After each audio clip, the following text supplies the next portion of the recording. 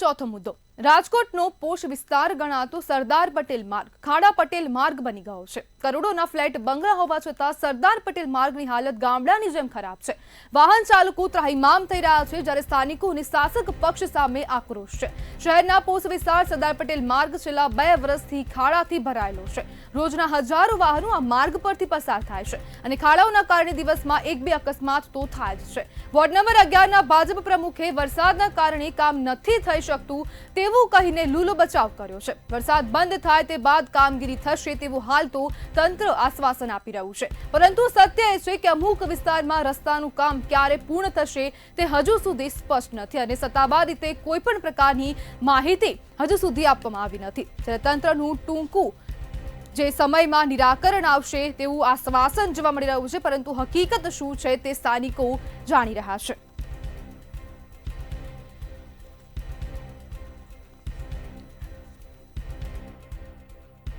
આપણી સાથે સ્થાનિક આગેવાન રાજુ સાવલિયા જોડાઈ ગયા છે। રાજુભાઈ, સરદાર પટેલ માર્ગ ખાડા માર્ગ બની ગયો છે, શું કહેશો? આ માર્ગ ખાડા માર્ગ જ છે, એટલે ગાડા માર્ગ છે। ખાડા માર્ગની ગાડા માર્ગ આ રોડ આમાં છે જ નહીં અને 3 વર્ષથી અમે લગભગ રજૂઆત કરી છે, પણ કોઈ જાતનું પરિણામ આવતું નથી। બધે તંત્રને, કોર્પોરેટરોને બધાને ઘણીવાર રજૂઆત કરી, મૌખિક લેખિત રજૂઆત કરી, પણ કોઈ પણ જાતનો આમાં નિવેડો આવતો નથી।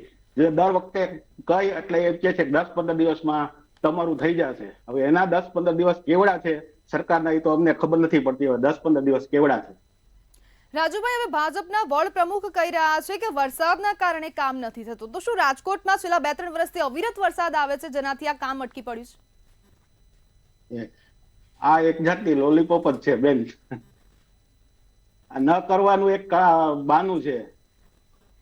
જી રાજુભાઈ, આરએમસીમાં કેટલી વાર તમે રજૂઆત કરી છે અને કોઈ અધિકારીઓ મુલાકાત લેવા માટે આવ્યા છે કે કેમ? કમિશનર એક વખત રૂબરૂ મુલાકાત લઈ ગયા છે। અધિકારીઓનો તો અહીંથી રસ્તો છે, અંબિકા ટાઉનશીપમાં જવું હોય તો અધિકારીઓ અહીંથી જ નીકળે છે અને રોજ 2-4 એક્સિડન્ટ તો પડ્યા હોય કે ફ્રેક્ચર ને એવું તો થાય જ છે, એક બે પણ કોઈ ધ્યાનમાં લેતું નથી। રાજુભાઈ, આજે તંત્ર નિષ્ક્રિય છે તો તેનું જે કારણ છે કાં તો જે આગામી ચૂંટણી આવવાની છે તો તેમાં કેટલી અસર થશે? જો કામ ન કરે, ગમે એ પક્ષ હોય, ભાજપ હોય, કોંગ્રેસ હોય, કામ ન કરે તો એની ચૂંટણી ઉપર સ્વાભાવિક રીતે અસર પડે, એ તો સ્વાભાવિક જ છે। રાજુભાઈ, આપ અધિકારીઓને શું કહેવા માંગો છો? કારણ કે હવે માત્ર એસી ઓફિસમાં બેસી રહેવાથી આવી રીતના ખાડા તો પૂરાવાના નથી, તો ક્યારે કોન્ટ્રાક્ટરને કહેવામાં આવશે ને ક્યારે આ ખાડા પૂરવામાં આવશે? બે ખાડા પૂરવા આવે છે, કેવા ખાડા? ધૂળ નાખી જાય। હવે ધૂળ નાખે એટલે વરસાદ આવે એટલે તો પાછા ધૂળ તો ધોવાઈ જવાની છે, એટલે પાછા ખાડા પડવાના છે। એટલે એ ટેમ્પરરી 2-4 દિવસ પૂરતું જો સમારકામ કરે તો એ તો વ્યાજબી નથી ને, કારણ કે આથી લગભગ 10 થી 15,000 માણસો આ રોડ ઉપરથી નીકળે છે દરરોજના। રાજુભાઈ, આપને શું લાગે છે કે ક્યારે કામગીરી થશે? અમે તો હવે આશા મૂકી દીધી છે બેન। રાજુભાઈ, તમે આશા મૂકી દીધી છે તો પછી રસ્તા તો ખાડાવાળા જ રહેશે ને, હાલાકી તો તમને લોકોને પડશે। પણ કેટલી વાર 2 વર્ષ ત્યાં તો રજૂઆત કરી છે બેન, પછી કેટલીક રજૂઆત હોય, હવે તો અમારે પછી મતપેટીમાં દેખાડવાનું રહીએ ને। જી બિલકુલ રાજુભાઈ, જોડાવા બદલ આપનો આભાર।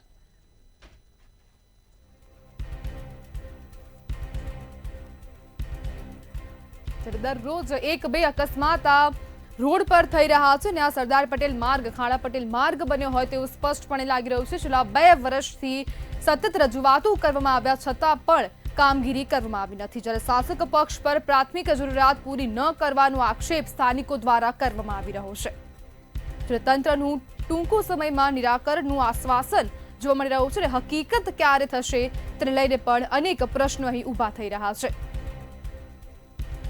જ્યારે રોડના અભાવે ચૂંટણીમાં અસર થશે તેવું સ્થાનિકો દ્વારા ચીમકી આપવામાં આવી રહી છે।